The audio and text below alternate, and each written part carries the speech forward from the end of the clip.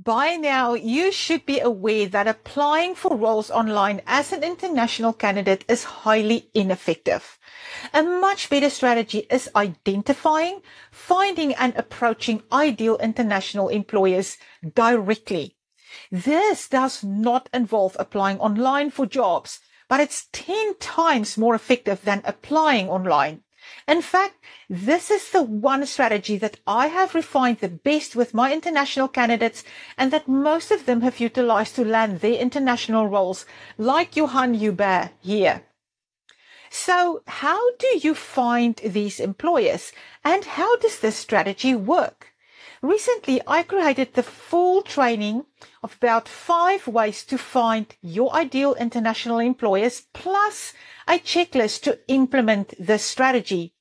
If you want the training on how to find your first 50 ideal overseas employers in the next 10 minutes, comment ideal employers below and I'll send you all of that training and the checklist.